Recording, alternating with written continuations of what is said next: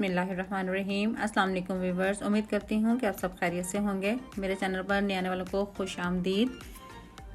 आज मैंने आपको बहुत ही इंतहाई तरीके से जो कटिंग सिखाई, उसके बाद मैं आपको स्टिचिंग सिखाऊंगी। ये देखिए मैंने जो कटिंग की थी आपके सामने, आज उसकी मैं आपको स्टिचिंग सिखाऊंगी। सबसे पहले मैंने जो छोटे वाले दोनों पीस हैं फ्रंट के कैपरी के, पहले उसको स्टिचिंग करूँगी, फिर उसके बाद मैं दूसरे वाले को स्टिच करूँगी। ध्यान रखिएगा, जब आप इसको स्टिच करने लगें तो पहले आपने फ्रंट के पीस उठाने हैं, फिर उसके बाद आपने बैक के पीस उठाने हैं, ताकि आपको इजीली बार बार उधेड़ना पड़ता है। तो आपको पता है कि बिल्कुल भी उसकी ग्रेस नहीं रहती कपड़े की, जितनी दफ़ा हम उधेड़ेंगे उतना ही वो रफ लगेगा।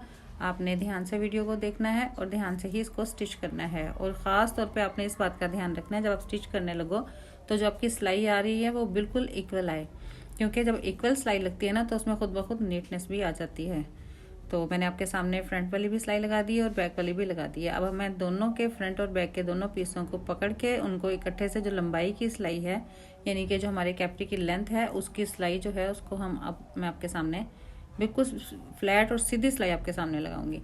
ये बिगनर्स जो होती हैं बच्चियाँ, या जो भी इसको स्टिच करना चाहें या सीखना चाहें, उनके लिए बहुत ही ईजी और बहुत ही आसान है, क्योंकि मैंने बहुत ही आहिस्ता से बहुत ही अच्छे तरीके से इसको समझाने की कोशिश की है, ताकि आपको अच्छे से इसकी समझ आ जाए। मैंने आसन की भी दोनों सिलाइयाँ आपके सामने ही लगाई हैं, और जो लेंथ मैंने कटिंग की थी वो भी मैंने आपके सामने ही लगाई है। अब जो पांचे की फोल्डिंग है उसको मैंने आधा इंच के मार्जिन जो मैंने आपके सामने रखा था, 3 इंच का मार्जिन रखने के बाद उसको मैंने आधे इंच की जो फोल्डिंग दी है वो भी मैंने आपके सामने ही लगाई है। अब ये जो मेन पॉइंट मैं आपको दिखा रही हूँ, जो मैंने इसकी लेंथ का ये निशान लगाया था, अब मैंने दोनों को इकट्ठे से फोल्ड कर लिया है इस तरह से। देखें, ये इस तरह मैंने आपके सामने ही इसको फोल्ड किया। अब मैंने इसका जो पांचे की चौड़ाई है वो मैंने 6.5 इंच तैयार करनी है। ये इस तरह मैं इसके निशान लगाऊंगी। ये देखें। अच्छा, मैं बहुत ज़्यादा इसको, जो बड़ी सुई है इसका बहुत ज़्यादा मैं यूज़ करती हूँ। अब देखें, जब हम पांचा बना रहे होते हैं ना, वो तो छोटा बड़ा हो जाता है। कितनी दफ़ा मैंने लोगों को इस बात को नोट किया है कि उनको बिल्कुल इस बात की फ़िक्र नहीं होती कि नीटनेस नहीं आ रही। मैं इस बात का बहुत ख़ास ख्याल रखती हूँ कि कपड़े जो हम स्टिच करते हैं वो खाली सिलाई ना हो, बल्कि उनमें कुछ सजावट भी अच्छे से तरीके से हो। तो मैंने इसको पांचे को बहुत ही प्यारे तरीके से आपके सामने बनाया है। कभी भी जब आप मेरी तरह से स्टिच करेंगे तो आपको स्टिच करने में भी मज़ा आएगा। ये देखिए, मैंने इस तरह से दोनों पांचों की सिलाई आपके सामने ही लगाई है। आसन पे मैं दोनों को अलग अलग पांचों की सिलाई लगाने के बाद आसन की जो सिलाई है वो मैं डबल लगाती हूँ, ताकि ये कभी भी आपकी जो सिलाइयाँ हैं वो ख़राब नहीं होंगी। और इस बात का भी आपने ख़ास ख्याल रखना है कि जो आसन की हम सिलाई लगाते हैं वो थोड़ा सा खींच के लगाते हैं, ताकि उधड़े नहीं।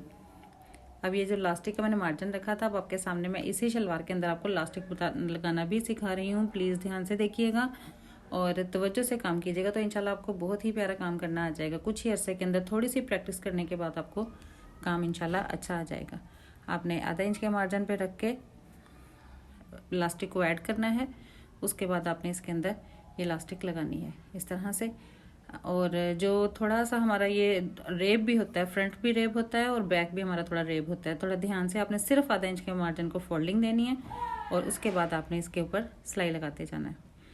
लास्टिक का मैं पूरा रोल ही इसके साथ ऐड कर लेती हूँ पहले, ताकि बिल्कुल अच्छे तरीके से और फ्रेश तरीके से इसकी लास्टिक लगती चली जाए। और मशीन का भी, आपने ऑयल का भी ख़ास ख्याल रखना है कि जब हम ऑयल लगाते हैं ना, ख़ास तौर पे इस बात का ध्यान रखना होता है कि जो ऑयल है ना वो ब्लैक कपड़ों के दरमियान में हमने यूज़ करना है, ताकि हम ना हमारी जो कैपरी की स्टिचिंग है वो बिल्कुल नीट एंड क्लीन आए, ना तो धागा टूटे और ना स्टिचिंग आपकी ख़राब हो। अब मैंने जो लास्टिक लगाई थी मैंने इस बड़ी सुई इसके अंदर लगा दी है, ताकि अगर मैं इसको खींचूँ ना तो ये बाहर ना निकले। ये इस तरह से देखें, ये मैंने बड़ी सुई लगाने के बाद इसको 12 इंच मैंने इसके अंदर लास्टिक को ऐड करना है, यानी कि जब हम डबल उसकी फोल्डिंग देखेंगे तो वो 24 इंच होगा।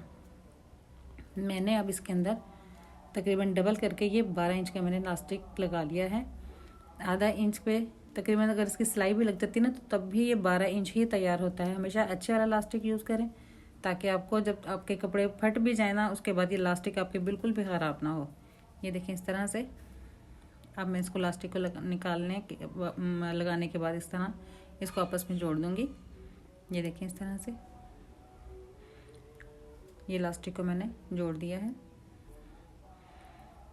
और लास्टिक को जोड़ने के बाद मैं इसको, जो थोड़ी सी इसकी सिलाई रहती है तो वो भी मैं आपके सामने ही लगा कर दिखाऊंगी। ये इस तरह से डबल सिलाई लगानी है, ताकि आपकी सिलाई जो है वो उधड़े नहीं। ऐसे ये यहाँ पे भी मैं दोबारा से सिलाई लगाऊंगी।